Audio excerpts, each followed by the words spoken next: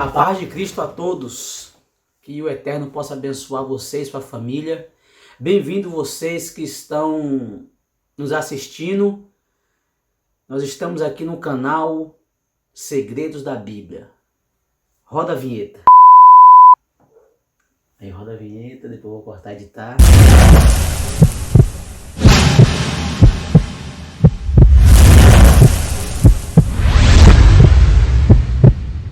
Bem-vindos, estamos de volta. Nós estamos aqui fazendo nosso segundo vídeo. Os que já assistiram já ao nosso canal, o primeiro vídeo foi sobre como o cristianismo surgiu. E nesse segundo vídeo nós vamos falar sobre a Reforma Protestante. O que foi a Reforma? O porquê da Reforma? Quem foi o precursor da Reforma Protestante? Então nesse vídeo você vai saber tudo sobre a Reforma Protestante. E para nós começarmos, sabemos que o livro de Atos dos Apóstolos foi o livro ao qual disseminou a igreja nasceu ali, a igreja ela se expandiu ali no livro de Atos dos Apóstolos. E sabemos que depois das perseguições, muitos cristãos foram mortos, e até chegar o ano de 313, onde que Constantino ele oficializou a religião cristã, né? Ele se converteu, entre aspas, como dissemos ali no outro vídeo. Se você não assistiu ainda, você procure na nossa lista de vídeos como surgiu o cristianismo, e já esquecendo, né? Desde já você clica no sininho, se inscreve no nosso canal, porque toda vez que sair vídeo você vai estar inteirado, você vai estar por dentro de todos os assuntos. Então vamos lá, começando. A Reforma Protestante, para quem não sabe, né? Isso é uma coisa muito importante para todos os cristãos, todo aquele que segue a Cristo, todo aquele que é servo do Deus Altíssimo. A Reforma Protestante ela foi um grande movimento religioso. E esse movimento religioso, ele bateu contra várias regras da Igreja Católica. Sabemos que a Igreja Católica ela tinha um poder naquela época, ela mandava e desmandava, ela tinha toda a autoridade. Tanto que várias pessoas foram mortas porque elas foram contra a Igreja Católica. Então a Igreja Católica ela não tinha só o poder religioso, mas também o poder político. Até aqui tudo bem, né? E como eu disse aqui, a Reforma Protestante ela foi um movimento contra as regras da Igreja Católica. E a pessoa que foi o autor dessa Reforma Protestante foi o Martinho Lutero.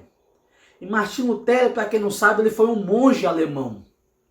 E ele, examinando as escrituras, ele viu que as coisas que a Igreja Católica estava impondo eram coisas errôneas, coisas que a Bíblia Sagrada ela não se baseava. A Bíblia Sagrada não tinha base para as coisas que a Igreja Católica estava fazendo.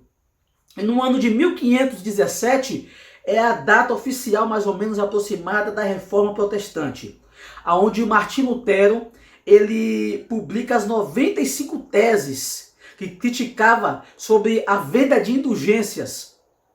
A Igreja Católica ela concedia perdão, concedia salvação em troca de bens aquisitivos. Então tinha pessoas que tinham que pagar para ter perdão. As pessoas tinham que pagar para poder ter a salvação. E isso a Igreja Católica na época fazia. Então o ato deu origem a um processo de ruptura que abalou seriamente o domínio católico na Europa Ocidental. Permitiu o surgimento de ramificações do cristianismo. Ou seja, você tem uma árvore e essa árvore ela começa a crescer reta, mas aí ela sai do seu propósito, ela começa a ir para os lados, ela começa a dar muitas ramas. Foi assim que foi a Reforma Protestante, ela fez com que acontecesse.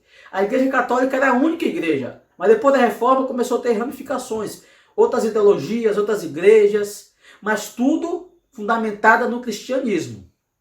E o surgimento do que Martinho Lutero fez, que foi a Reforma Protestante, deu origem à religião protestante. Logo então, Protestante é aquele que protesta. Mas protesta contra o quê, Romenick? Protesta contra as regras da Igreja Católica. Então tem pessoas que falam, mas a pessoa quando começa a ler a Bíblia, a pessoa começa a fazer perguntas e questionar, a pessoa virou protestante. Não, a Bíblia ela é a nossa única regra de fé. Então tá, até agora tá tudo claro, né?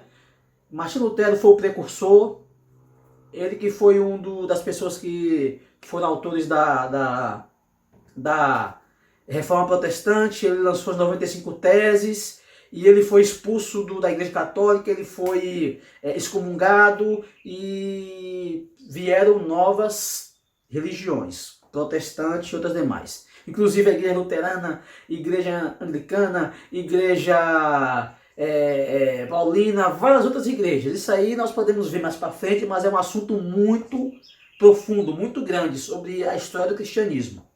Vamos para o próximo passo. Próximo passo. Aliás, irmãos, é ao vivo, tá? Por isso que eu estou tendo algumas coisas aqui, mas não sei se vocês notarem, o nosso fundo está um pouco faiscado. É porque nós precisamos de um fundo totalmente verde, ou azul forte, ou vermelho, para nós colocarmos o efeito chroma key. Para quem não sabe, o efeito chroma key é aquele que você pode colocar qualquer fundo em um vídeo. Então está saindo um pouco defasado, um pouco faiscado aí, porque nós temos que ainda ver esse fundo aí para ser uma coisa melhor, né? Para ficar um efeito profissional. Mas até quando isso não acontece, nós estamos aqui proclamando a palavra de Deus através dos estudos ao qual Deus tem nos concedido. Amém? Peço a compreensão de todos. As vossas orações são muito importantes para a nossa vida. Então, voltando um pouco mais para o canal, vamos ver agora as 95 teses de Martinho Lutero. Vou falar algumas teses que Martinho Lutero colocou. Não vou colocar aqui todas as teses porque são muitas, né, irmãos? As 95 teses de Martinho Lutero. Peraí, ajeitar aqui esse mouse aqui, que esse mouse está um pouco complicado. Estou com o notebook aqui embaixo, né, irmão? Por isso que eu estou olhando aqui. Mas aí, vocês vão saber as 95 teses, ou alguma delas. Vou ler a sexta tese. A sexta tese. Depois vou estar colocando também no vídeo aí aberto aí para os irmãos acompanhar uma das teses de Martinho Lutero. Sexta tese de Martinho Lutero. O Papa não pode perdoar dívida se não declarar e confirmar aquilo que já foi perdoado por Deus. Ou seja, então o Papa ele não tem poder nenhum para perdoar. Você já viu aquelas pessoas que vão se confessar para os padres, para as pessoas, e os padres concedem perdão? Isso é uma coisa, irmão, que não é autoridade de Papa ou padre nenhum fazer, porque somente Jesus tem poder para perdoar pecados.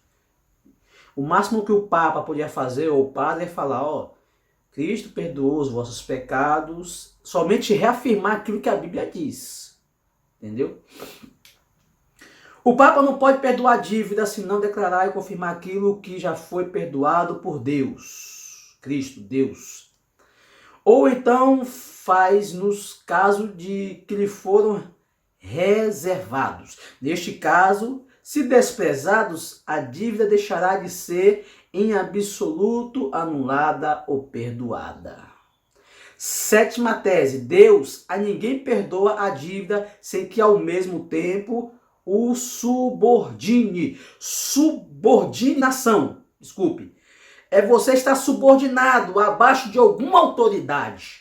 Então, se você não teme a Deus, se você não crê em Deus, como seus pecados serão perdoados se você não crê que Deus perdoa pecados? Assim é o que a tese ela quer trazer. O que significa a reforma? Significado de reforma. Significado. Porque a gente pensa assim, mas o Martinho Lutero fez uma reforma, mas aí ficou tudo perfeito, ficou tudo bom? Não, irmãos. Não.